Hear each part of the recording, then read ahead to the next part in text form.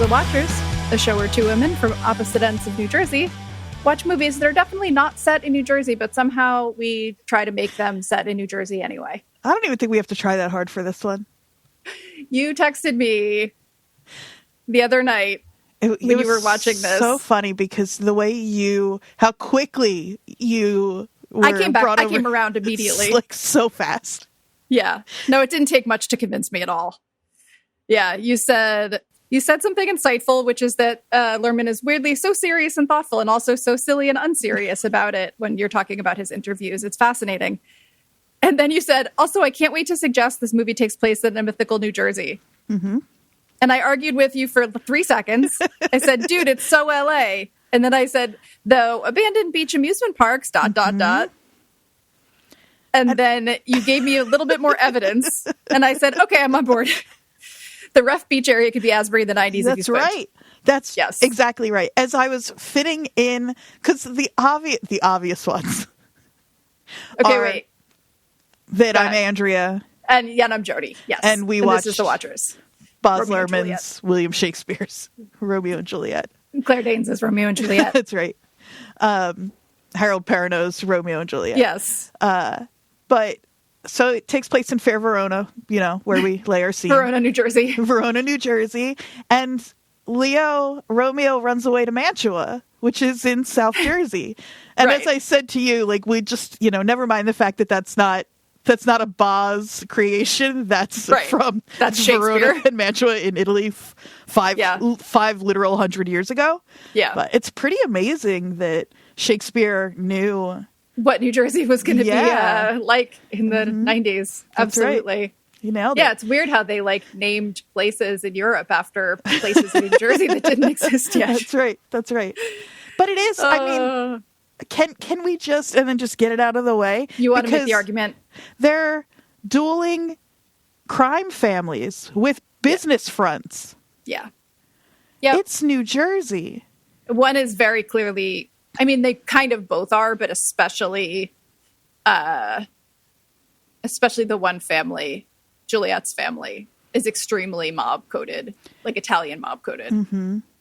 We were saying that they should have made the other one Irish so that we could just equally make fun of them because apparently you're still allowed to make fun of Irish and Italian people. Well, and then it would be, instead of it being this vague sort of Italian versus some sort of Latin American family, it could be Irish Catholic versus Irish Italian, which kind of even makes...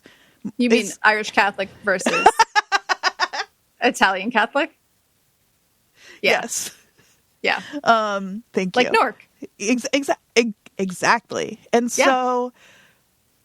And then there's something even more insightful about these two families treating themselves as if they're so different when it really comes down. You know what I mean? I just think there's something interesting there. Yeah. No, that's true. That's true. I don't totally understand. There's some ethnic ambiguity in this movie that Baz has not really thought through. It was kind of a little bit haphazard. Yes. I feel. Yeah. And I will say that we are aware that this is canonically takes place in Mexico City-ish, also a little bit mythical LA, a little bit his inspirations, I think, were those two places in Miami.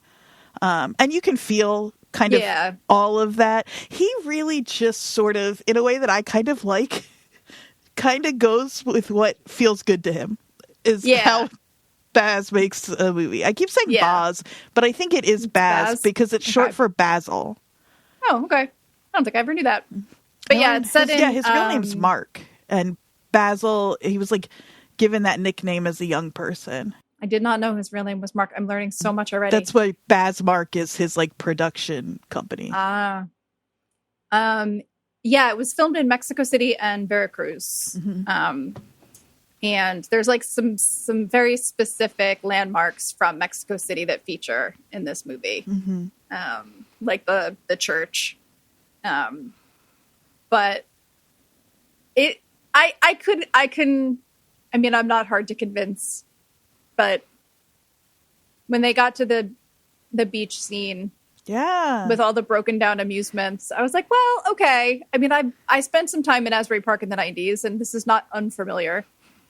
So, yeah, I can see it. And Asbury Park, Mantua, and Verona, easily within a day's journey, no problem. Absolutely. Yeah, 100%. So, maybe we should start with like our individual relationships to this movie, because I can't remember what we said about this last week, but I think we talked a little bit about it. But for me, I saw this in the theater. I loved it. I was obsessed with Claire Danes. I had a mild crush on Leonardo DiCaprio. I don't think at the same level that you did. I was obviously older than you when this movie came out. I was in college. I have to imagine that Leo, there's probably something less attractive about Leo if you are his age. I can't explain it, but I bet I wouldn't be as in love with him if I were 20 when he was 20. Because he has that baby face. And like, when you're like, he's basically my age, I think. Like, he might be a few years older than me. I think he was 21 when this movie was filmed. And I was, oh, wait, no. Yeah. I was 21 when this movie was filmed. So was he, I think. No, I know. That's what I'm saying. I thought he was older than me, but I think we're the same age. Oh, yeah. And Claire Danes, I think, is a couple years younger than me then, because she was like 17 when they filmed. She's probably still a couple years younger than you now. Yeah, probably still. There's no way to know. We can never find out. But now I have to find out when Leonardo DiCaprio was born. Okay, he's a year older than me. So, cool. Oh, because he was 21 when it filmed. So he was 22 when it came out.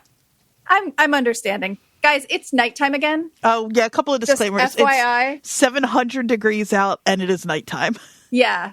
And I've been in the same room in my apartment all day because I will not leave because it's the only cool place. And so if you hear my air conditioner, I apologize. I cannot turn it off because I will expire.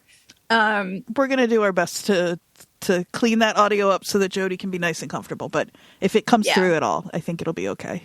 Yeah. You'll be all right. And if you hear the door creaking, it is my cat walking laps through the cool part of the apartment.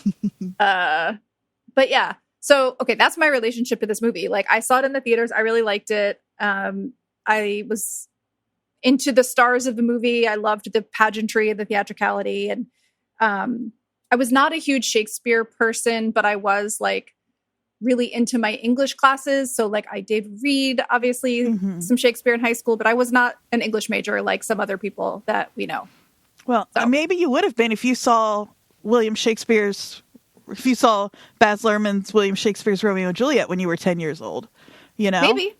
Yeah. It came out too late for me. I wasn't a Shakespeare person before this movie. I think I said last week, I didn't know that it wasn't immediately and also universally loved. Yeah. Because that's how I felt about it. I don't know. I was trying to figure out how I fell in love with Leo so young. Like I said, I saw Marvin's Room.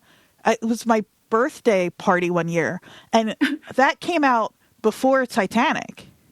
So did this, and I was already in love with him. And the only thing I can think of is that because I grew up watching, we were like a big TV family, I did love him in Growing Pains, but I was really little. That show was done by the time I was like 6 or 7. But yeah, so Basketball Diaries was the year before this. Yeah, another movie I saw as soon as it came out. So like, I don't know how it happened, but I mean, we were fated to love each other. I haven't seen a single thing he's done since The Great Gatsby, though. It is a real bummer to... Anyway. Well, his personality is kind of a real bummer, yeah. I think. And I don't think I realized that, again, when I was 10 years old. I thought he was, like, just cool and a little mysterious. Yeah. And he really is. He and Claire, I said to you, are, like, watching them now, you know, twice their age that they're playing at the very least in this. I know she was pretty close to the age, but they're just these like perfect little alien angel children.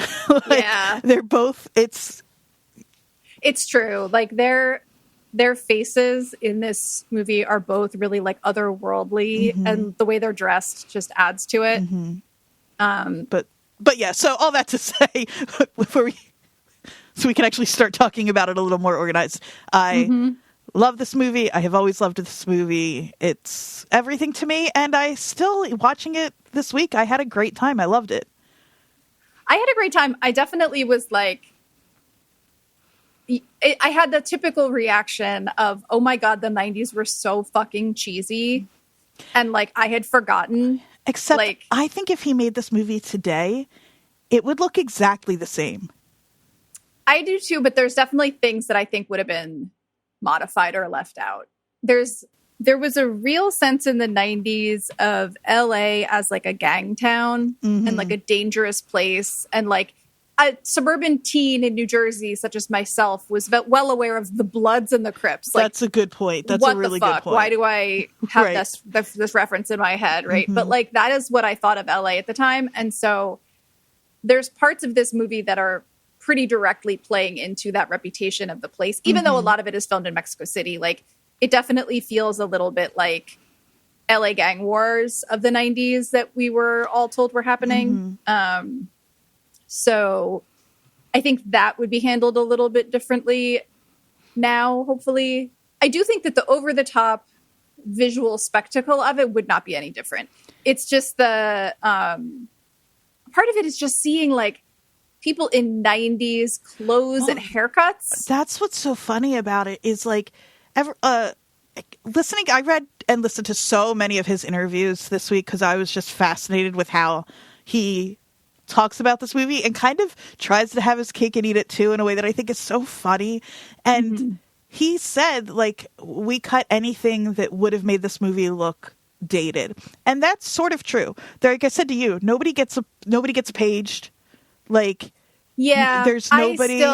It feels, I mean, but I think it's because the 90s are haircuts. So right. That's like, the 90s are so specific. They have such the intro with the TV, like the newscaster, so like good. That you can't escape the time period that comes from. Well, and apparently Baz wanted people on rollerblades.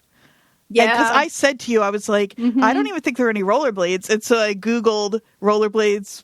Baz Luhrmann's William Shakespeare's Romeo and Juliet, and there are no rollerblades. And I learned that's because Leo told him no. He fought to not have, and that was the right call.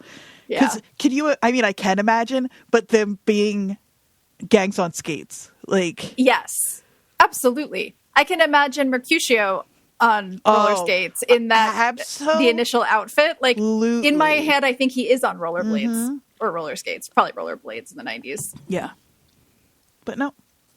Wild. Okay, so I was just looking back, and I think that part of I was trying to figure out on the side where your Leo obsession could have come from.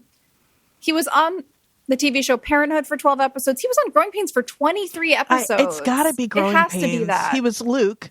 He was the runaway that they took in. He was on one episode of the TV version of The Outsiders. It just seems so He was young. on one episode of Romper Room in 1979. He was also, should we do Poison Ivy, Critters 3? Yeah. I could do the whole thing. Yeah. When is his birthday? Oh, let's see if it's in here. Watch my eyes roll back. If you remember it, I'm going to be so impressed. It's definitely November. I know that for sure. That I would bet my life on. ADHD thing. I don't know that I could. I don't think I could get the date. I just had it up. Is it November? It is November. 74. Yeah. Yes. 11th. I don't think I would have gotten that. 11/11. Wow. Easy to remember. Wow. Make a wish for that was what I was doing. Make a wish for him to date someone his own age. Sorry. Total absolute side note, but speaking of rotting your brain with things that you should have forgotten about, we've been rewatching Hey Dude in this house. Oh my God. A show that I loved as a child. I watched every episode, but only once. It's not like I didn't have, you know what I mean? It was just a show that was on. I watched every episode of for 5 seasons. It wasn't, well, even I don't know that it ran in reruns, but every time an episode comes on, my total recall, I remember so much about Hey Dude. Today I was like, did I miss the beauty pageant where Brad's talent is packing a suitcase? And then I was oh my God, why do I know that? It's amazing the things that stick in our heads. When Mr. Ernst gets amnesia because he gets hit in the head with a paint can and he makes everybody call him T-Bone. That's in there. My face is blank. It's just in there, Jody. Why? I don't know. But anyway, it's in there with Leonardo DiCaprio's birthday, most of it. Yeah, most of it, the month anyway. It must be growing pains. I also had older cousins, and I think a lot of what I was into was just like wanting to be into the same things they were. Oh, and yeah, so same. I got to stuff a little younger than I would have on my own. 100%. So it's probably a mixture of those things. Yeah, for me, the example of that is I knew every word to Brass Monkey by the Beastie Boys when it came out when I was 11 because my older cousins were big Beastie Boys fans. That rules. And I think they thought it was funny to see their little 11-year-old cousin like rapping the Beastie Boys and other songs that were even less appropriate. But yeah, so he's important to me, this movie. Yeah.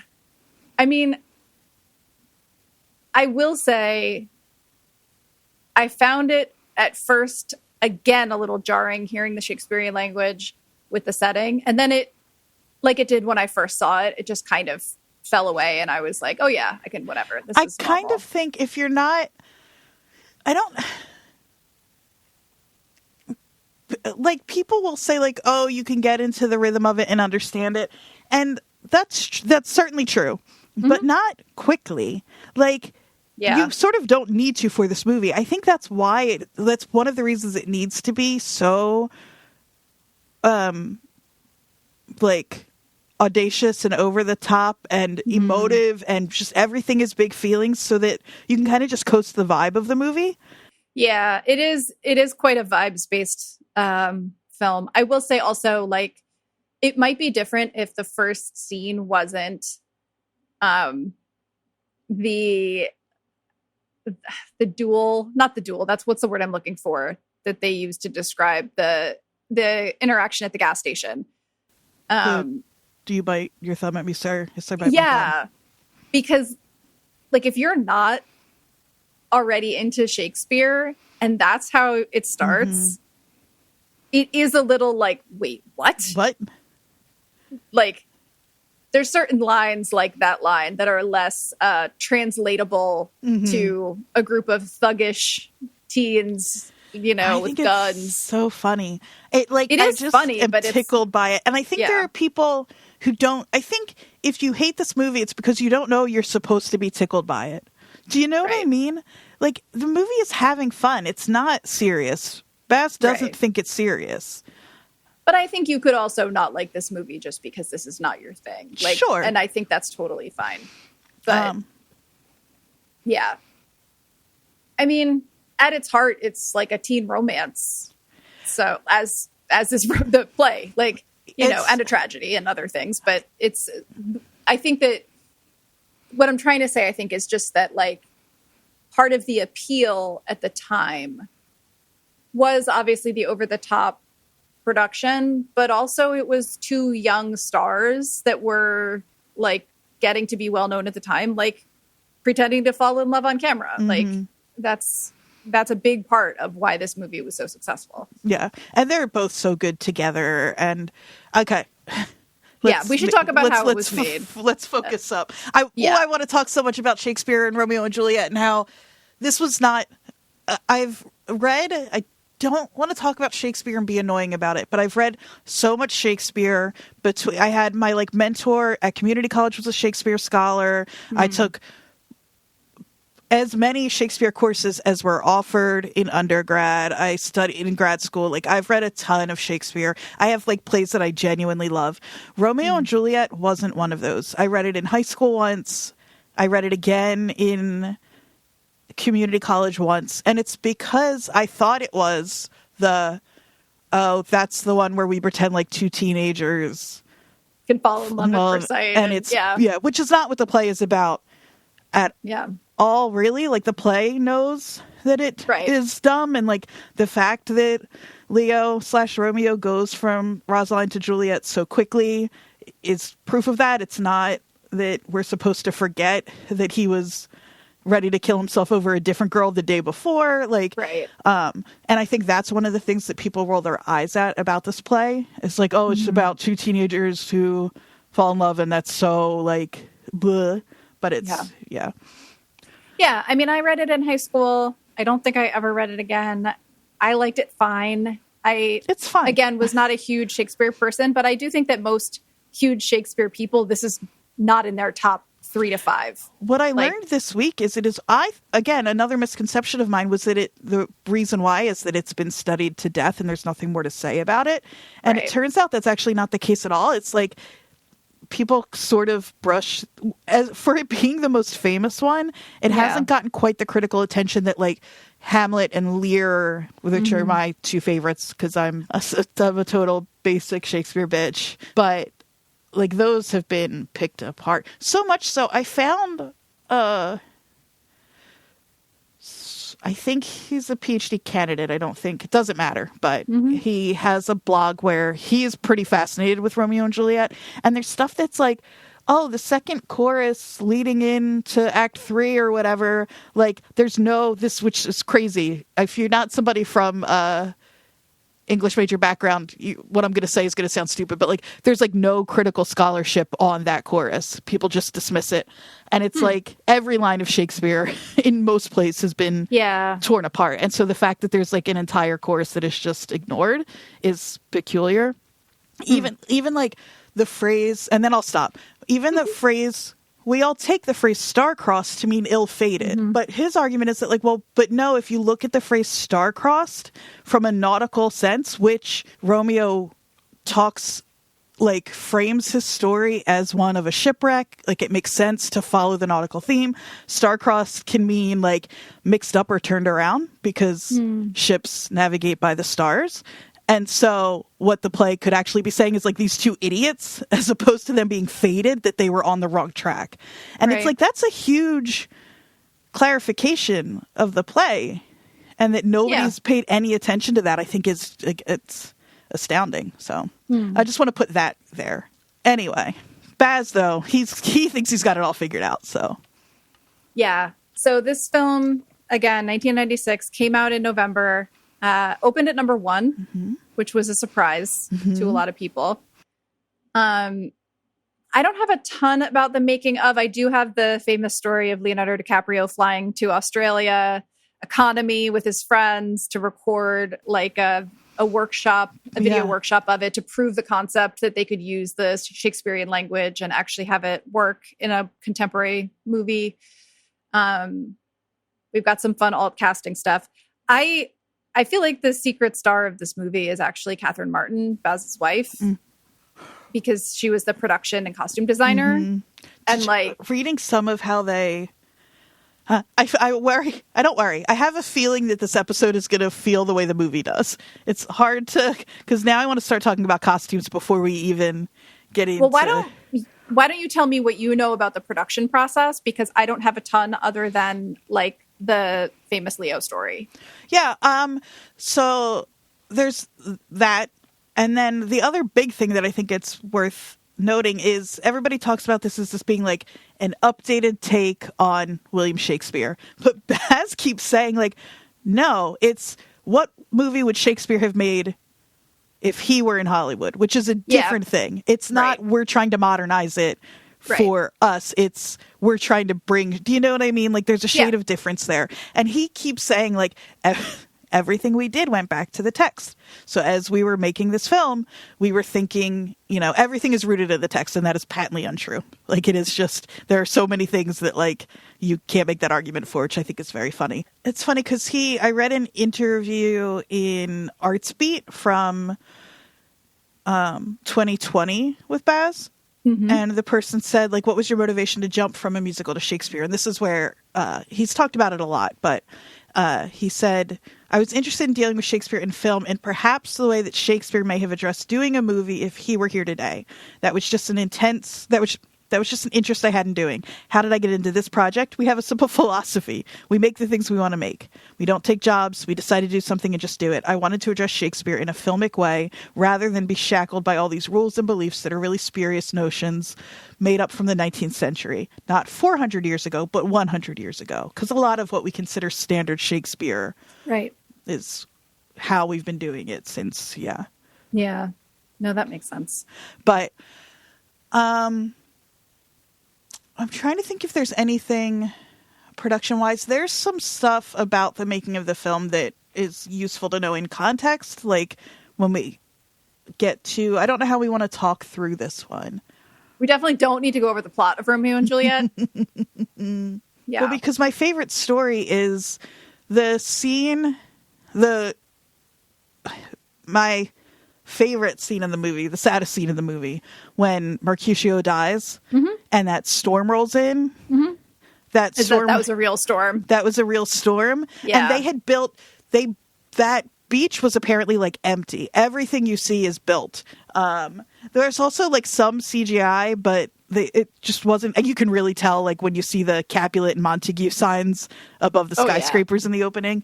Yeah. But a lot of this movie was practical, and they like built a whole like little beach town there. And then this hurricane came through as they were filming and wiped it all out. But they got the one, it's gorgeous. It's the shot where Mercutio's laying dead on his back. It's a big wide like master shot. Yeah. And Romeo walks to the car. It's like maybe the longest scene like between cuts in the whole movie. But then everything else, all the close-ups of Leo and all of that was shot in San Francisco Bay. But that storm looks so good because it's real. Because it was really coming in. Yeah. And then you get that gorgeous shot of that burnt out stage with them like silhouetted. Oh, it's gorgeous. Yeah. And it's real, which is so cool. Yeah. I think also, so you mentioned the cuts. Like, I do think we need to mention the camera work in this because, wow. It's so funny that we just did Election and we were talking about the like camera trickery kind of feel. And Baz, like, loves that shit in this movie. And I actually really love it in this movie, too. I think it's kind of like, it makes sense given what he's trying to do here.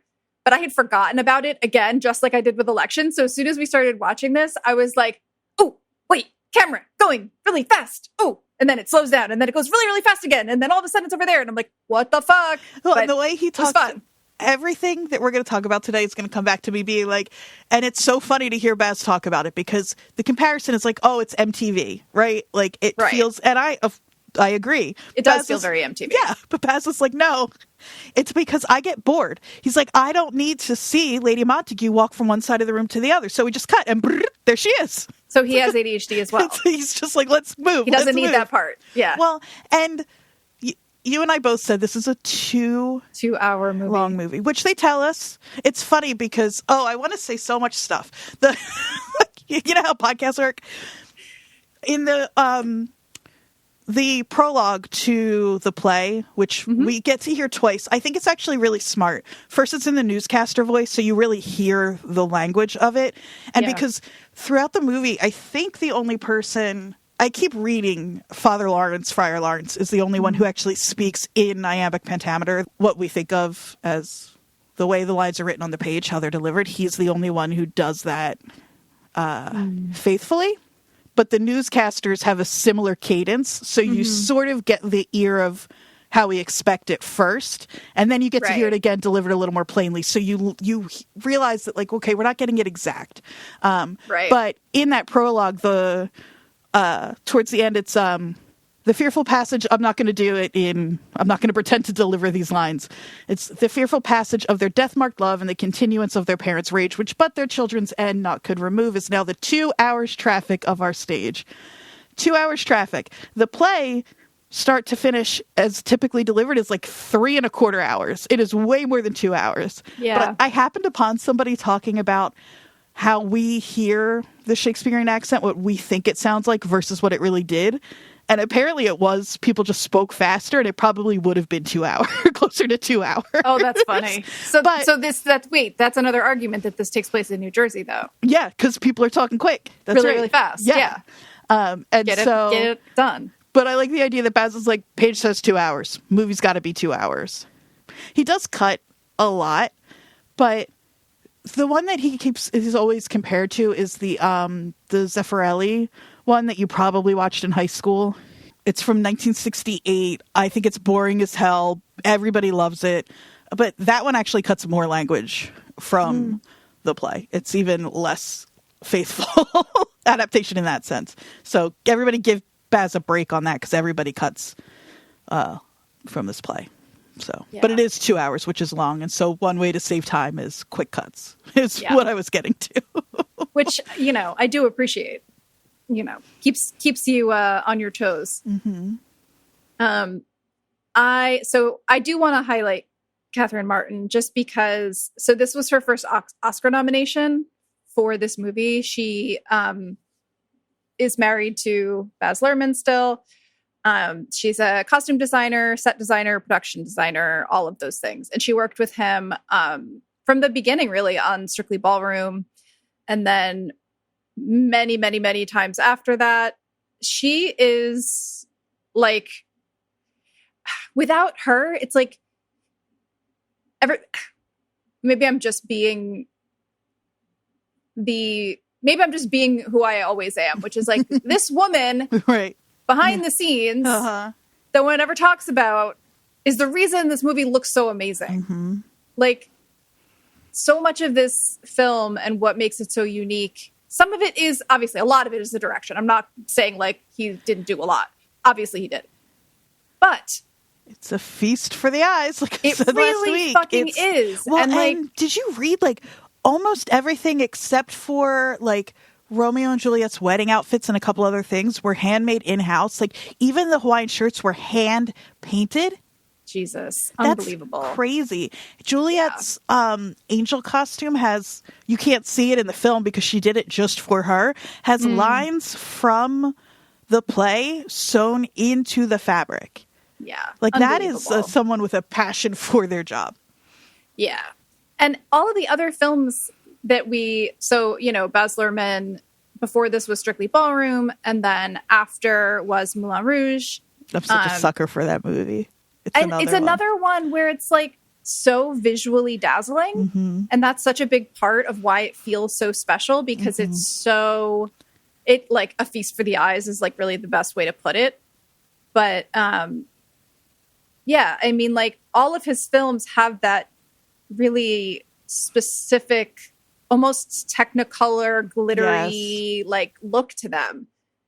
And without Catherine, I don't think that that's the same thing. No. So I really want to highlight her because I feel like every time I hear this movie talked about, they're like, oh, Baz Luhrmann is so quirky. And it's like, well, but wait, like, what about the way it looks?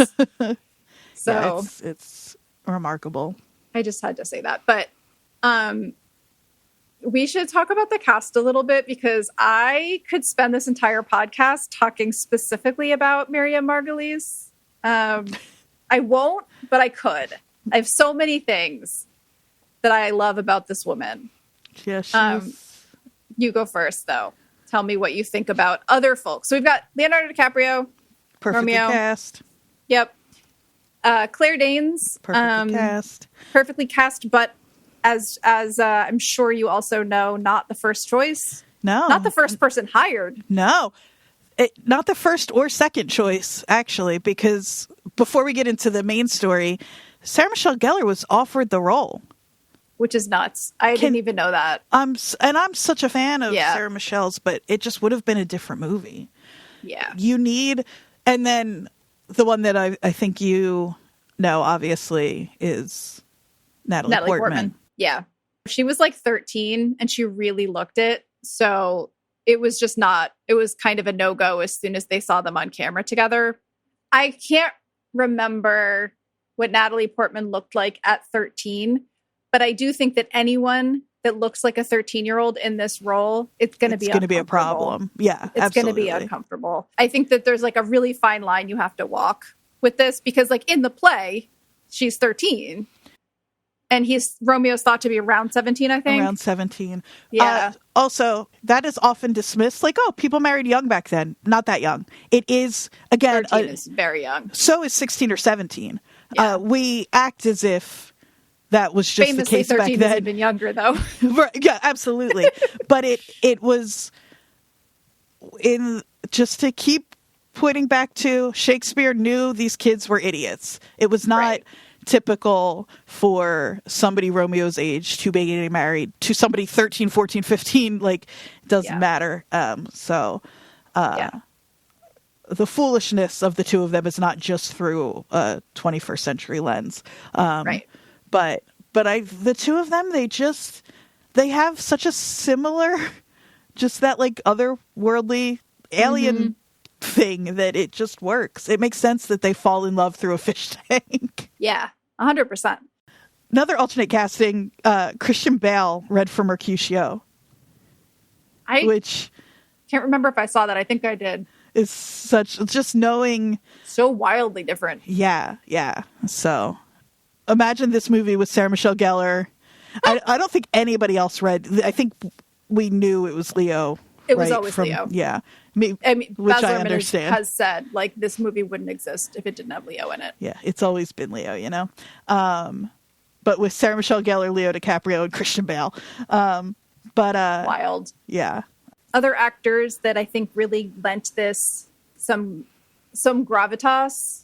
Paul Sorvino from Goodfellas. My favorite Paul Sorvino fact is that he had a range of pasta sauces. That's so that he sold in supermarkets in the Northeast. So funny. My other favorite. Okay, wait. I have to talk about this because it made me laugh really hard. So he almost always played like a tough guy, like a mobster type, right? And he was interviewed in 2014 and he said, most people think I'm either a gangster or a cop or something, but the reality is I'm a sculptor, a painter, a best-selling author, many, many things. I'm a poet, an opera singer. He was an opera singer, like quite seriously. But none of them is gangster, you know? And then in 2018, he was interviewed because he found out that Harvey Weinstein had allegedly sexually harassed his daughter. Uh-oh. And he said in an interview with TMZ, he's going to go to jail. Oh, yeah, that son of a bitch. Good for him if he goes, because if not, he has to meet me, and I will kill the motherfucker. Real simple. If I had known it, he would not be walking. He would be in a wheelchair. This pig will get his comeuppance. He's going to go to jail and die in jail. I'm a poet and an opera singer. I mean, that sounded like poetry to me. Yeah. I just... Literally, like 4 years later, I loved it. So funny. It made me laugh really hard. His daughter being obviously Mira Sorvino. Yeah. I will kill the motherfucker. Real so simple. Good. Real simple. If I had known it, he would not be walking. Oh, man. That made me laugh really hard. That's poetry. Yeah. And then Brian Dennehy, obviously. Brian Dennehy, seriously, like... Who's Big Tom from Tommy Boy, most importantly to me. It's so funny that his name is Ted. I know. Head of household Capulet and Montague don't have first names in the play, I don't think. Right. Oh, I just love... He's Ted. Yeah, the first name thing is really funny to me. Brian Dennehy, though, I mean, another like very sort of heavy-hitting actor, but there's a number of people in this film who have a theater/stage background, and I think that also adds to the weight of their performances. So, like, Denny is most known for Death of a Salesman. He was in a lot of Eugene O'Neill productions. Well, Pete Postlethwaite has been an actual. Not that this isn't an actual Shakespearean adaptation, but yeah. But I feel like traditional. You can feel it. Like, again, I think that's why he's allowed. They let him speak in iambic pentameter. Yeah. You can definitely feel it with certain actors when they show up on screen. I think that's why. So, like, the sort of stereotypical Shakespearean older men actors that you expect to see in this movie, you kind of expect that from.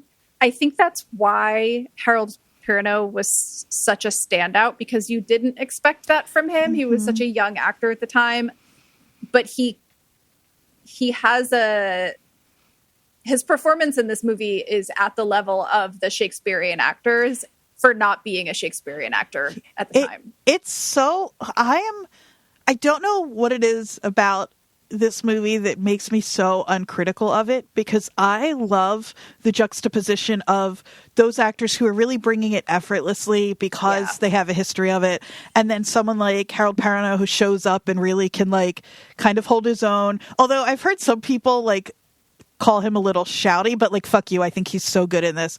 But then I'm also delighted by Claire and Leo trying their hardest. I think it's really endearing. I think maybe because they're supposed to be playing these like young, naive, it like weirdly works for me. Yeah. No, I get that. I mean, my favorite Harold Perrineau credit, besides the obvious one. Your favorite show? No, I will not be bringing up that show ever again, because I feel kind of terrible shitting on it all the time whenever we talk about it. Mm-hmm. But that he was in 18 episodes of Fame. He was a dancer in Fame, which was actually, when I was a little kid, like a show I absolutely loved because I was like a dance nerd. Yeah. What do you think happened that because we joked about it even before we knew we were going to do Romeo and Juliet, that something has made it so that Harold Perrineau isn't allowed to experience joy anymore. He only gets to suffer in TV shows. Like, I said this to you over text. I said I wasn't going to shit on From anymore. I'm going to shit on From. I want nothing more than Harold Perrineau to be free of the need to always act like he's being like psychologically and physically tortured at all times. Well, it's like Oz, Lost, From, like, yeah. And coming off of this film where I was going to say his ending is tragic. It's a tragedy, but like, but his performance is like the brightest, most joyful, most alive thing in this movie. And then from that moment forward, his life is just beset by misery. Like, that said, I do think that this is partly influenced by our taste in television, because he does have a role in the show Claws, or had a role in the show Claws, which is about a nail salon in Florida. Oh, fun. And I feel like his part in that is not to be tortured. Okay, good. I sure hope so. Although, I just read the description. I've never watched Claws. I've heard of it and it looked really fun, but it's a crime drama. So part of it is there's a local drug gang that traffics through the shop. So we'll see. But it's more of a comedy. So yeah, it's a dark, raunchy comedy crime drama situation. Okay. Well, I hope he gets to have fun there. I can't imagine he's tortured as badly as he is in From. His performance is so, and I was talking to you about it. I love how much his friends love him. I mean, he's the talk of the town. Not up for debate. Baz has said it himself. Mercutio and Romeo are in love in this movie. And it explains some of his choices where, like, he's asking Romeo, there's like one of the scenes where he asks Romeo if he's going to be joining them later. He like tries to get him to hurry up when he's off talking about Juliet, and he seems like a little more annoyed than makes sense, and it's like some jealousy happening there. And then Romeo doesn't really fall apart in this movie until Mercutio dies. Yeah, oh, definitely. So they're in love. And so I just want to make sure everybody knows that's not up for debate. That's not like a careful reading of the movie, or that's not a me wanting to read queerness into every movie. Right. That's how those two are played in this film. And he is gloriously like joyful and free and like just, I love him so much in this film. Mm-hmm. And I had forgotten, I don't remember what I was Googling about this movie, but I came across an interview with Billy Porter where he was asked like the 3 movies that made him think that he could see himself in like TV and film. Mm-hmm. And one of them was Romeo and Juliet. And he doesn't reference specifically Mercutio or Harold Perrineau, but he references the like flamboyance of it. The like freedom and the like costuming and all of that. And you can really see like 1996, we've talked about this so many times, but like gender fuckage in 1996 was often the butt of the joke. Mm-hmm. And Mercutio is glorious. Yeah, and everybody knows it. Yeah. So much so that he's allowed to move in both spaces. Yeah, exactly. He's the one who gets the invitations to the party that sneaks Leo in. No, he's so wonderful in this. There's just some of Perrineau's choices in his final speech when he says just a scratch, and he repeats it a few times, and then there's that long shot where he like throws his arm up in the air because he's performing the just a scratch, knowing it's not just a scratch. And it's very end of the Breakfast Club. It's a little end of the Breakfast Club. Yeah. Sorry, it's definitely not, but there is so many weird things that popped into my head, totally apropos of nothing, but thinking of other references. When the nurse is yelling Juliet's name repeatedly when she's trying to find her. And there's all these balconies. Do you remember there was a fragrance commercial? Yes. Where the women would go to the balcony and open and they would yell like, was it egoist or something? I know exactly what you're talking about. Yeah. The tone of her voice was very reminiscent for me of that commercial. Mm-hmm. I think because of the time period and how, as much as it tried not to be specific to a time period, it kind of couldn't help itself. Right. Yeah. It was from Chanel. Chanel Egoist. Mm-hmm. Speaking of Miriam Margolyes, may I tell you a little bit about this delightful woman? Yeah, absolutely. Okay. Every now and then, actually quite often, we'll watch a movie that I've watched before, and in the research, I will come across something about one of the cast members that just delights me. Mm-hmm. Usually, and thankfully, more often it's that than the alternative, mm-hmm. the like milkshake ducking of it all. But mm-hmm. in this case, Miriam Margolyes, character actor, has been around and acting for quite a long time, often in smaller roles. Most known, I think, to most people as for her role in Harry Potter. Professor Sprout. Professor Sprout, sure. Fuck J.K. Rowling, but Professor Sprout is near and dear to me. Right. She's the herbology professor. Sure. Again, I think I've said this on the podcast before. If I haven't, I'm sorry. I don't know. But I never read Harry Potter. I was too old for it at the time. I would have loved it if I had been the right age. I know I would have, because there were other things similar that were from my generation that, you look back on and you kind of fell into that world so hard that like you kind of lived in it. So I get it.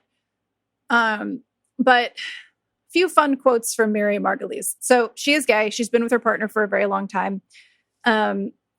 She did have kind of the wrong take on J.K. Rowling for a while, and defended her a little bit, but then like basically just, as you can do, learned new things, right, and changed her opinion.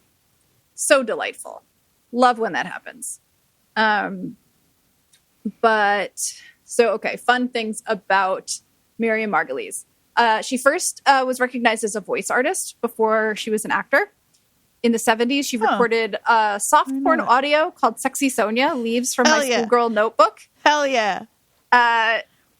In 1992, she played alongside Tony Robinson in the educational TV show Sam on Boff's Island. I don't know what that is. I have no idea what that is, yeah. She performed most of the supporting female characters in the dubbed Japanese TV action series Monkey. She also worked with the theater company Gay Sweatshop. She also performed in 1989 a one-woman show that she co-wrote called Dickens Women, in which she played 23 characters from Dickens novels. Stop it. That's my... Like, I need to see that now. Yeah. She also played Aunt Sponge and voiced the glowworm in James and the Giant Peach. That's right. She voiced the rabbit character in the animated commercials for Cadbury's caramel bars. Huh. And was the voice of Fly the dog in the film Babe. She is everywhere. Now, I think I really know her best. I said Professor Sprout, which is true, but I think I know her even better just from being on Graham Norton. She's always so funny when she's on the show. Well, that's the thing that I discovered that I loved about her so much was she does not hold her tongue whatsoever.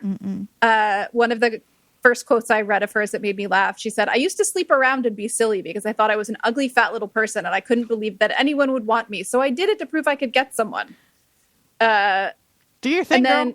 Yeah, exactly. She famously pissed off a lot of Harry Potter fans when she kind of said they need to get over it. She said, "I worry about Harry Potter fans. They should be over that by now." It was 25 years ago and it's for children. I think it's for children, but they get stuck in it. Yeah. And then she doubled down later on. People got mad and she said, "It's time to forget about it and go on to other things. If your balls have dropped, then it's time to forget about it." Brutal. I love a woman with a filthy mouth. That's right. Especially one with a British accent that looks like this. Yeah. That looks like she would be like more prim or something. Yeah, she's great. She famously or infamously worked with Arnold Schwarzenegger on a film and said that he was rude and farted in her face. Ew. She says, now I fart, of course I do, but I don't fart in people's faces. I'm just delighted by her in all things. Yeah, she's great. Yeah. It is not the most sensitive casting choice. I know. I know it's a different time. No, you're right. She's almost in brown face. She is. Oh boy, is she skating the line. Yeah. And like the joke, some of the joke of it is like, it's funny that she says Juliet's name that way, like that kind of stuff. Like, and it's not, again, I don't think it would fly, thankfully, in 2025. Right. But it didn't register for me. It also confuses the thing of, are the Capulets supposed to be Latino? Right. Yeah, well, I mean, like, Juliet obviously is not, thank God, not trying to be. Right. But everyone around her. Yeah, and Tybalt is John Leguizamo. And they're John Leguizamo, who we have not talked about yet. No. How have we not brought up Johnny Legs? I know. Oh, my God. He's so great. He's having a great time. He is having so much fun. Yeah. He is having so much fun. It really feels like everybody is. It really feels like most of the people in this movie knew what the movie was supposed to be. Yeah. Definitely. He gets out with those little heels. Oh my God. That's our king of cats himself. His little curls, his little sideburns. He's just so good. So good. Benicio del Toro was apparently also considered for that role. But I love the vibe that John Leguizamo brings. Yeah, he's very good. Vonda Curtis Hall playing the police officer. For some reason, I didn't know this. Like, it never really clicked with me. But like hearing Shakespeare shouted by an overworked police officer who's had enough, it fits so well. It really just feels so natural. His character is awesome in this. Yeah, I think he's great.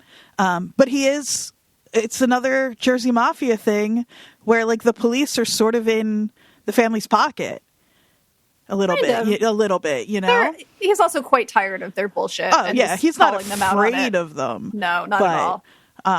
But yeah, Vonda Curtis Hall, for our listeners, you might, if you also watched every episode of Evil after you watched the pilot, you might know him as David Acosta's father. Oh my God. I did not realize that. Yeah. The episode when they go to the like farm and the woman has the like demon baby out in the cornfield. Culty, trippy, polyamorous, bisexual. That's right. A family can look like anything. Yep. Oh, that's so funny. That show keeps popping up. Yeah. So good. I think it's time to rewatch Evil. That's going to end up being a yearly. Rewatch? We just both watched the entire thing. Like what? This winter? Yeah. I think that's really an immediate comfort show for me. I get that. But yeah, so that's where you might know Vondi from. Who else? I feel like those are the big ones. I mean, Jamie Kennedy is in it. Yeah, Jamie Kennedy is in it. Jesse Bradford. There's some fun little like not bit parts, but people kind of pop in. Up. Yeah. But yeah, I think that's basically. I just really wanted to talk about Miriam Margolyes and her filthy mouth because it made me laugh. So this actually, I was trying to find this when you were bringing up the sort of the Latin-X vibe of the Capulets. I was reading the Folger Shakespeare Library. There's a blog post written by Carla Delegata on the 25th anniversary of this movie back in 2021. And she talks about how partly in homage to West Side Story, the movie like Latinized the Capulets and their followers. And so she kind of says what we're saying, which is that like the Capulets are meant to be sort of a Latin family of some kind, but that it's not across the board cohesive in that way. She talked about how when this movie came out, she didn't see it until the next year when it premiered in Madrid because she was studying abroad. And when John Leguizamo shows up in the film and does his flamenco arms and the footwork, the audience like screamed because of how precise it was and how it was like, you know, funny.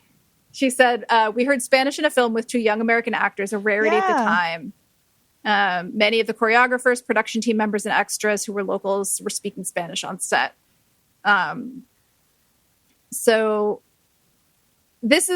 I just want to read this. I know I read too much sometimes, but this is so specific to what you were talking about, and I couldn't find it at the time.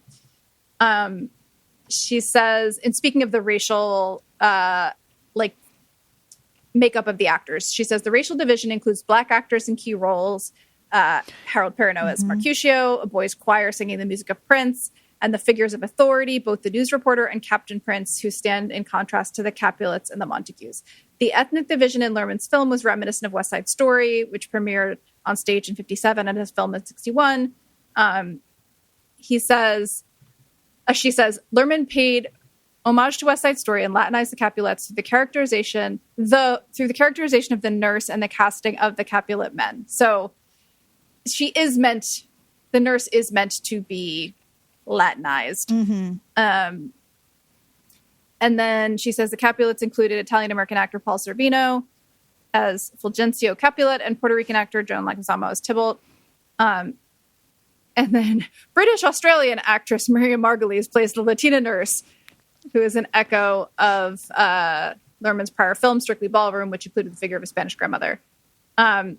It was a Latinx, Latin American cast in a Shakespeare film, a welcome and surprising inclusion, as Shakespeare didn't write any Latinx characters, and his work predates the conception of the ethnic category known today as Latinx.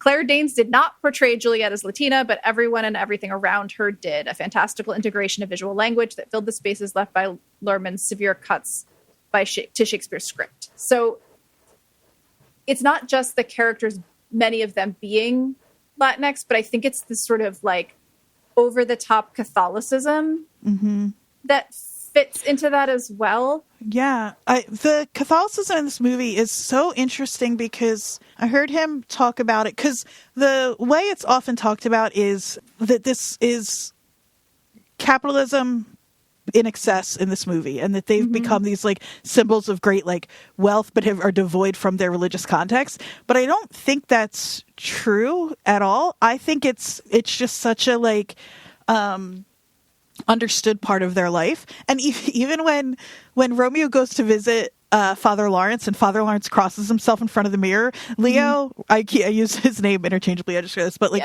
Romeo does it sort of like as an afterthought, and like, oh right, like this is still, and I read Baz talking about it somewhere, saying like, we wanted that to be really clear that it's a huge part of the culture here in a very real way, because young people watching Romeo and Juliet in 1996 aren't going to understand why they felt like they had to get married to have sex, and why that was so important to them, because it just wouldn't be right. Like they just wouldn't care. Like that wouldn't have affected them in the same way. And so that was part of it. I read this really interesting article by Christopher Baker in the Journal of Religion and Film. Oh. Called The Persistence of the Sacred in Baz Luhrmann's Romeo and Juliet. And I'm not going to read a ton of it, but however, the persistent religious imagery in the film, what Andrew Dixon calls in-your-face Catholicism, suggests that while the Hispanic toughs of the feuding families of Verona Beach seem oblivious to any spiritual dimension to their lives, Luhrmann himself is attentive to the religious dimensions of Shakespeare's play, and especially of its two central characters. By suggesting the Hispanic ethos of both Miami Beach and Los Angeles, Verona Beach is a cinematic amalgam of Latino life and its Chicano subculture. As Philippa Shepard points out, by placing the film's Elizabethan stage motifs in a Hispanic context, Luhrmann calls up a variety of Latino elements: the overbearing Mediterranean father, the historic Black legend, which derides Spanish Catholicism, Juliet's nurse as the stereotypical Latin American servant, all of which establish a multicultural context. However, Luhrmann's film world also overlays Shakespeare's plot with another Latin folk context, the fiesta. The film's color, music, emotional intensity, and unpredictable violence all recreate features of the fiesta, a social event central to the Mexican identity. Again, I don't know how intentional that was for Baz, but as we've said over and over again, it sort of doesn't matter. that there's just something interesting, and sort of talking about the like collapse of the high and low culture sort of ties in here that I think we'll talk about a little later. This conjunction of the holy and the common would also have been familiar to Shakespeare's audience, who could have seen pagan imps, gargoyles, or naked figures occasionally carved into the sacred corners of their cathedrals, a common medieval practice. Right. And so that's another thing of that, like, not necessarily the most faithful adaptation in a literal sense, but more in a spiritual one. So should we talk a little bit about the reception of this movie? Yes. Because it was not critically acclaimed. Should we start with our friend Roger Ebert? Go for it. What did Roger have to say? The desperation with which Romeo and Juliet tries to update the play and make it relevant is greatly depressing. In one grand but doomed gesture, writer-director Baz Luhrmann has made a film that A, will dismiss any lover of Shakespeare, and B, bore anyone lured into the theater by promise of gang wars MTV style. This production was a very bad idea. 2 out of 4 stars. Wow. So there's a film critic named Stephanie Zacharek writing for Time. Did you find this? Yeah. She wrote an article about 2021 that's called I Panned Romeo and Juliet in 1996. Now I think it's one of the best Shakespeare adaptations. At the time, she called it, where is it? She says, I believe I referred to the film as garish junk in my review. It is garish junk, but in a way that I love. Yeah. Yeah. And this is kind of what you were saying about, at least how I took your comment to me about it being a vibes-based movie. She says, in the days after I filed that review, I kept thinking about the movie. And she says, I found myself longing to see it again, and so I did. The second time, I got it. The fast cutting no longer annoyed me. Once I went along with the current, the movie's rhythms made complete sense. She says, I realized that this is not only a bad movie, it was one of the most beautiful filmed versions of Shakespeare I had ever seen. Mm-hmm. And she echoes you here. She says, I recall friends complaining that DiCaprio and James had no idea what they were doing. Echoing me here for sure. Yeah, definitely. You said it first. But she says that they had no mastery over the material, but that's exactly the point. That Romeo and Juliet is one of pure feeling, a flame burning fast and clean. Movies are neither made nor received in a vacuum, and they have a life beyond what we can initially imagine for them. That's why so many of today's grown-ups who saw Romeo and Juliet as kids will never forget it. I just think, and so like, are we at a point where I can be so annoying? Are we far enough into this discussion? Because it's so annoying. This is like a marriage of high and low art, right? Mm-hmm. Shakespeare in this. But, and I'm saying something that a lot of people already know, that Shakespeare wasn't high art when he was making it at his time. Like, that's what, again, a lot of, like, some people don't know that. I only know that because I had a great high school English teacher, but, like, not everyone had Mr. Eichmann. Like, Shakespeare's plays were put on for literally everybody. And, the term groundlings, like the improv troupe, comes from the people who would pay a shilling or what the fuck ever to stand down in front of the stage and watch the play, and they would be drunk, and they would literally throw things at the stage, and so the actors had to be really big and loud and fun, and they would put not grass, what do you call those stuff horses eat? Hay? They would put straw down where the groundlings would stand, because they would just be like pissing and stuff there, and it would help soak up and it only became like taken from the general masses when it was printed and bound and sold, because then only people who could afford to buy like books bound books had access to it. And so I think that's sort of what Baz means a little bit when he says he's treating this the way, because he even says, like, it's not, I can't even really cite one interview because he talks about it so much, that like Shakespeare would have, you know, a stand-up comedian would come out and deliver some lines, and then somebody would sing a song, and then you'd have some guy run by in a dress and blah, blah, blah. And like, it just was a big spectacle. And this movie then brings that back. Yeah. And then if we can talk about the thing that makes this movie really work for me from like a postmodern standpoint is, do we want to talk about Jean Baudrillard for a little bit? I haven't brought out a critical theorist in at least 2 weeks. Go for it. Has this book called Society of the Spectacle. Mm-hmm. Oh, please.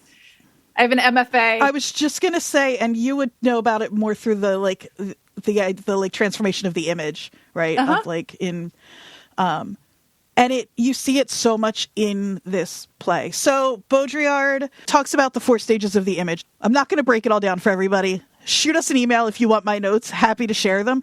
But the one... Andrea will make you a PowerPoint I've got one ready to go. Yeah. But the major image that Baudrillard sort of like talks through with this is Disneyland as a simulacrum of reality. And this movie is Disneyland. Yeah. 100%. It's not reality. The fact that, like, when we say, like, where is it set, and we have to name 3 different places, none of them exactly right, all of it constructed, like... Well, and not only that, but the sets and the sort of quote-unquote locations in this movie feel like stage sets. Like, there's nothing behind them. Exactly. You know, like, even the shots of the city feel like if you went around the back... Yes. They would be facades. Yeah. And that's not a failing. Like, no, I think that's part of it. That's purposeful. Yeah. Yeah. And I think if you aren't looking at it that way, and it's fine if you think that project fails or doesn't work for you, but it's not a carelessness. Right. No, it's meant to feel, I think, chaotic in the same way that, like, throwing up a Shakespeare play in the day would have felt. Yeah. Like, exactly. Yeah. Like half-finished sets, kind of. You know? Like when you talked about the beauty of that scene where Mercutio dies, and there's that falling down, like, ruin of a theater stage. That feels like behind it is plywood. Yes. Absolutely. And that's not an accident. Right. Even stuff like there are all these little references to other Shakespeare plays. Yes. In the film. And that's cute and fun, and it's cute to have little Easter eggs, but it's also, while you're in the play, pointing to the fact that it is a play. You know? Like, it's... Yeah. Well, and, I mean, God, we could really go down this whole simulacrum thing, but, like, the fact that there are covers of pop songs done by boys' choirs, like, it's he's playing with that in lots of different ways. There's the covers of the songs in particular. Absolutely. It's like, the reason that I don't mind that Baz says, oh, we went back to the text, it's, as far as I'm concerned, a faithful adaptation, is because I don't think he means, I know he says it, but I don't think he means it literally. Like, I think he means in spirit. Yeah, and he's doing, and in that way, it's sort of like more true. It's like an homage back to it, but through our current cultural codes in the same way that Shakespeare would have done it, and that makes it faithful. Yeah. That makes sense to me. Cool. I'm on board. Just like I'm on board with this actually being in New Jersey. Yeah. It's so cool that he made it rowdy and a little dumb and kind of like... flamboyant. And, in the same way, and in a very glittery, similar way, maybe. Because I don't know that they had glitter in, 15... something I should know. But like the way that you phrased a guy in a dress running across the stage, like, is a little bit Mercutio's costume, because it's not. I love that his drag is not. It's not perfect at all. No. It's like the lipstick feels kind of like just smeared on there, and the wig is like a clown wig but white. Like it's not high glamour. No. He's like the campiest part in a movie that is sort of like, I wouldn't call this movie camp in the same way, but like it's got that elements sort of it.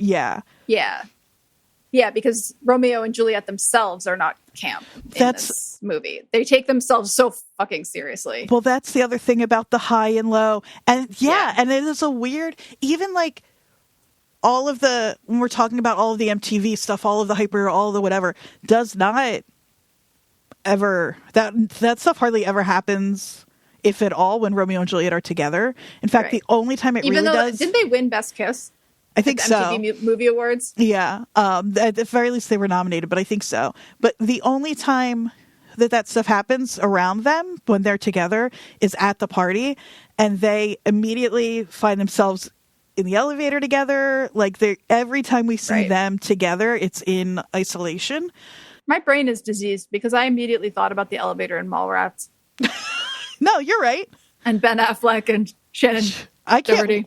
Give me 2 seconds and we can do a Shakespearean reading of Mallrats, I'm sure. The like hot dog shack when we get or whatever. to 1 million Patreon downloads. That's right, we'll do it. I just started to interrupt myself with a totally unrelated thought, but the hot dog stand on the beach is called Rosencrantzky's instead of Rosencrantz, who's one of the characters from Hamlet. But like, that's what I mean. It's so, all of that is so artificial. And then Juliet and Romeo, wow, nobody says their names in that order. Romeo and Juliet are played so straight through so much of this movie. It's fascinating. That fish tank scene, which is the greatest scene in all of cinema, did you read how that came about? Mm-mm.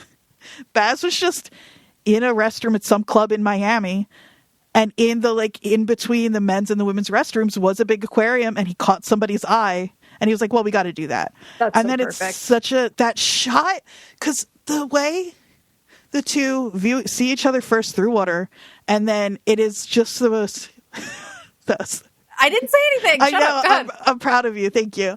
And then the way the camera moves through that aquarium, like it's so subtle, and it had to have been all of the water that happened, like shots that happen in this movie had to have, I know nothing about filmmaking, but they had to have been so technical and so difficult, and they're all so beautiful and subtle. That Juliet, that we first see her underwater, that they have that scene in the pool together that I think Ebert hated. He's so wrong. It was so smart to bring the two of them together as often as we can. They should be so close to each other. Yes. Yeah. No, 100%. I just realized we have not mentioned Paul Rudd once. Oh my God. We really thought, who else? Yeah, who else can we talk about? Jesse Bradford, I guess. Yeah. It's got like Jamie 2 Kennedy. lines. Poor Paul Rudd. Man, he's perfect in this. What a goober. They have to try so hard to make him unlikable. But he's they do, but he does a great job of being a complete like drip. Yeah. When he's dancing with Juliet and Romeo are falling in love even more, but she's like laughing out loud at what a goon he is, and he doesn't realize that's what's happening. Yeah. Yeah. No, he does an amazing job of removing his Paul Ruddness from this character as much as he can. Yeah. I mean, I think we were early enough in his career that he couldn't kind of get by just on being so charming, you know? So he dies in the play. I think it's really funny that like Romeo has to be a little more, because Romeo kills him. He's mourning at Juliet's tomb, and Romeo's basically like, get out of here or I'll kill you, and kills him. And so Romeo's much more murderous in the play, but I feel like they knew you can't kill Paul Rudd. No, he just disappears. Yeah. Yep. That's fine. Bye-bye. Yeah. I think in my notes I said it takes a lot to make Paul Rudd annoying. They really, there's just something so funny that he's an astronaut. Like that's his costume for some reason. That's so funny to me. Yeah. Well, because the costumes were like to represent their personalities. Because like Romeo's a knight, Juliet's an angel, Tybalt's a devil, Fulgencio's an emperor. He's a space cadet. I don't know. His head is in space. I think Fulgencio is supposed to be. I think he's Caesar, and what's her face is Cleopatra. Cleopatra, yeah. But he should be. But so it's two different, because Antony and Cleopatra would be the other Shakespeare play. But it's two more references to Shakespeare plays. It's all over. Yeah. But yeah, he's his head is in space apparently. Very funny. Yeah. That patch, I was looking at it. In my head, it was a little Mandela effect thing. It's not an American flag. When I picture it, he's an American. But I think it's just made up for the movie to further remind us that they're not in our world, really. Right. I hadn't noticed that. It's like sort of the American flag, but it's got like, instead of the stars, there's like some circular... It's like it's a different... either country flag or it's some sort of space organization that doesn't exist in our world. I'm not sure which. Do you want to... Is it time for us to talk about the soundtrack or the music and the soundtrack? I mean, Jody, does this movie have the best soundtrack of the 1990s? Maybe one of, I think. To me, it's not the best because it's not all necessarily to my taste. So that's a personal thing. However, we talked before about how when movies of this time fail at the soundtrack game, it is often because you can interchange the music with other music and it won't make a big difference. And I don't think you can say that about this movie. I think you're 100% correct. It's really like inherently for me tied to this film, a number of the songs that are like significant parts of it. Well, and I know Baz was really thoughtful about that. So there's sort of there's the score, right, and the soundtrack. And I know the score, there are 3 producers, people that he's worked with, Nellie Hooper, Marius DeVries, and Craig Armstrong, who were all huge pop producers. They worked with Madonna, Bjork, Massive Attack, et cetera, et cetera. So there's that. But then there's also the soundtrack, right, with, I mean... Garbage, Radiohead, the Cardigans, Butthole Surfers, Desiree does Kissing You, so many, and some of them, Everclear, Local God, of course, which was big for me. Some of them were written specifically for the movie. Some of them weren't. Loveful had already been released as a single, but then when it like a year before, but then once it hit the soundtrack, it really blew up. Yeah. Well, and there was also the cover of Young Hearts Run Free. Which is so good. It's so good. Yeah. It's so central to this movie, too. Totally.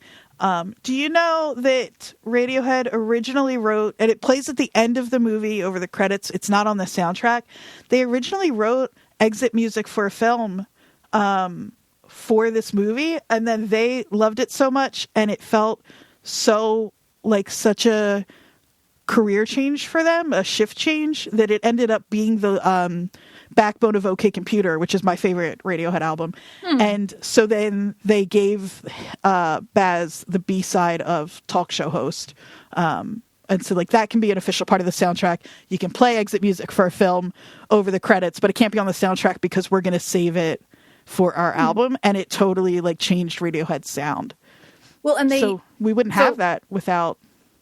And not to be a cliche of who I am, but then also that song is in Yellow Jackets. Oh, you're so right. It was played during Van's death. Oh my God. Of course it was. We made a big deal about it. Yes. Yeah. Of course it was. So incredible. Yeah. Red string. It's all connected. It's all connected. Also, just a fun little thing. Quentin Tarver, who's the young boy who sings Everybody's and also Everybody's Free to Feel Good. That version, it's a cover of that song, ended up being turned into the chorus of Baz Luhrmann's Everybody's Free to Wear Sunscreen. Do you remember Everybody's Free to Wear Sunscreen? No. Hold on, Jody. Oh, I wonder if it totally missed you. It might have. A lot of things did. I have to share this with you. This was everybody's graduation song in 1999. I was in choir in middle school and we sang it for the 8th graders who were graduating that year. Completely missed me. Wow. This is okay. So you're not going to care about this at all, but the story goes for our listeners who, if we have listeners who are closer to my age, they'll know. Everybody's Free to Wear Sunscreen is Baz Luhrmann's song. It's got this version from Romeo and Juliet reworked for the chorus, and it's a spoken word reading by a voice actor named Lee Perry. Weirdly, the story that everybody thought forever was that it's like a bunch of advice. It's like, move to LA, but leave before it makes you too soft. Move to New York, but leave before it makes you too hard. Blah, blah, blah. And everybody, wear sunscreen. And for some reason, this myth started that it was an MIT commencement speech given by Kurt Vonnegut, who's never given a commencement speech at MIT. And in fact, it was a column written by a Pulitzer Prize-winning journalist named Mary Schmick, Mary Smitch. And then Baz found it like in a newspaper or something, and asked her if he could use it. And then somewhere along the lines, over the course of just 2 years, this weird myth started that it was Kurt Vonnegut, which I think a lot of people still believe. But anyway, it's another weird thing of this moment in this movie being pulled out of its context and turned into this other thing that then became a thought. Like, I just think it's such a strange journey. It's almost like a simulation of reality, or a spectacle, simulacrum. Start throwing out words that I vaguely remember from grad school. You're crushing it. And then Quentin Tarver also is the young boy in the choir in Madonna's Like a Prayer video. This kid just loves that. It's because he's got the voice of an angel. Yeah. Oh my God. That video lives in my head, like from start to finish, complete. But yeah, what a beautiful voice on that kid, huh? Yeah. I feel like somebody could write a paper on, and probably has, on the soundtrack, the dominance of 1990s soundtracks, and how it's a thing that doesn't really exist anymore. But it was so... We've talked about it a bunch already, so we don't need to go into it again, but it just keeps getting reiterated when we watch these 90s movies, how important soundtracks were at the time. Yeah. I mean, it's how I found Everclear, who's one of my favorite bands for a long time. Yeah, I mean, it's responsible for me, like, knowing all the words to Love Fool. Right, exactly. Which is like, I don't know anything else by the Cardigans. But yeah. Yeah, I think we kind of did it. I mean, I feel like you have a lot more Shakespeare knowledge in you that you want to release, but maybe I'll save it. Maybe we can do like a bonus. Andrea goes off on Shakespeare. I would love to. I'll go back and like read my textbooks from grad school and be able to keep up on the Society of the Spectacle conversation.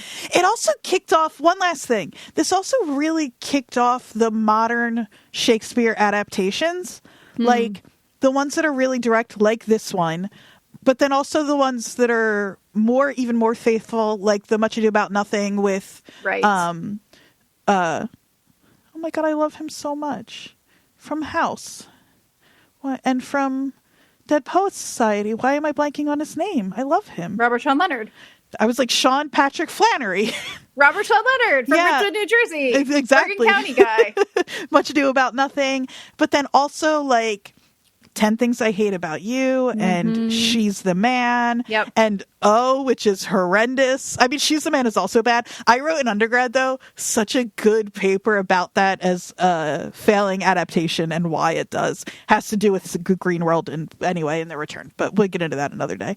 And just so many. And I don't think we'd have...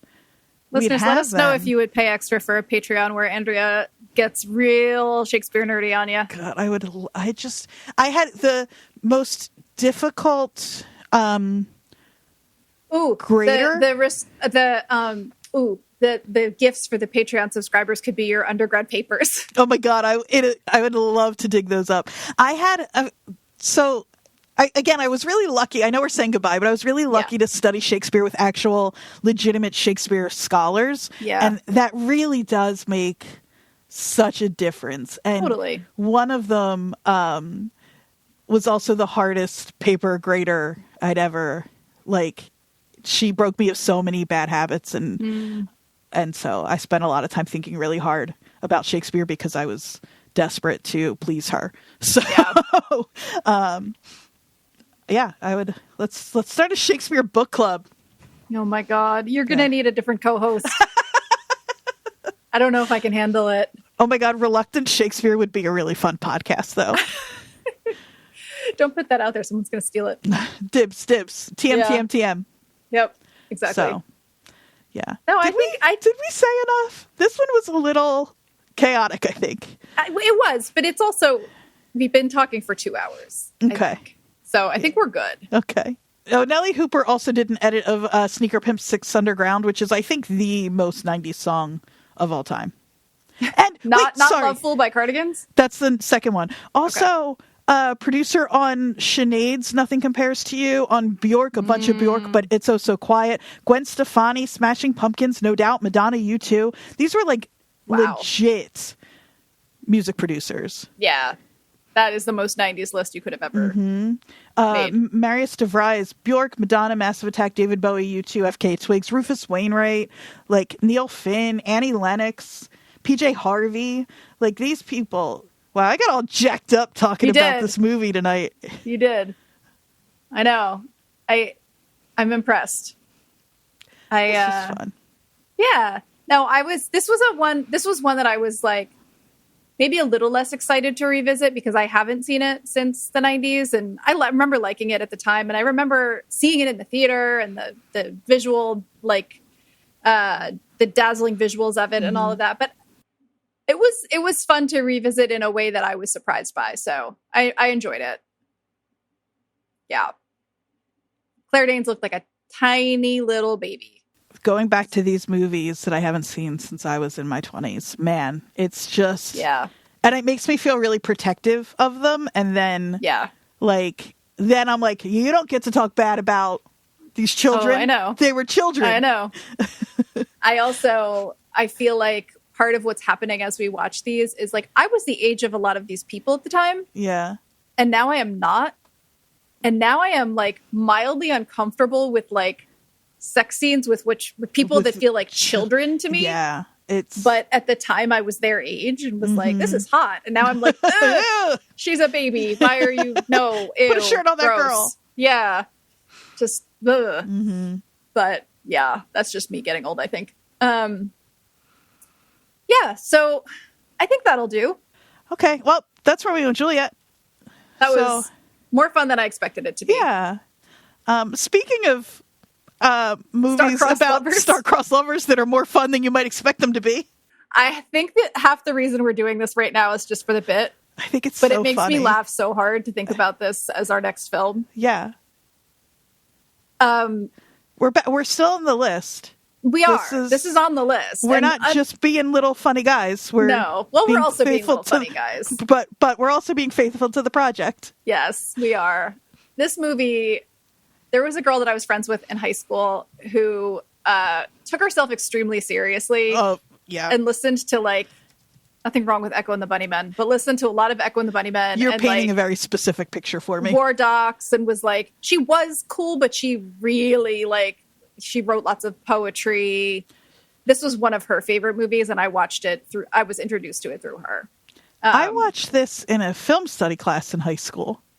And interesting. I remember it, even if I do love this movie, even if I hadn't, I would have made myself love it because the boys in the class were so stupid about it. Yeah. This high school friend of mine's other favorite movie was Arsenic and Old Lace. So...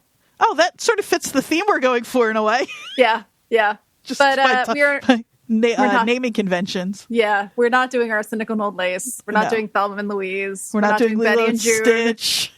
Yeah, we're doing Harold and Maude. We're doing Harold and Maude. Wait, Harold and Maude Go to White Castle is so funny. Oh my god. TM. Don't steal that. Just Harold and Maude stoned eating burgers.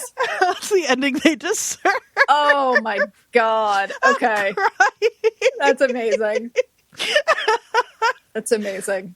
So yeah, we're doing Harold and Maude Go to White Castle. Yeah. I'm excited. I haven't seen this movie in a million years. I keep saying that because it's true. We're doing a lot of old movies, but I've watched this one for sure more than once because it was one of those that like I was introduced because like my sort of more intellectual friend loved it. And then I ended up loving it. Yeah. And I had a teacher who I really liked who introduced us to it. And I've seen it a bunch. I think it's great.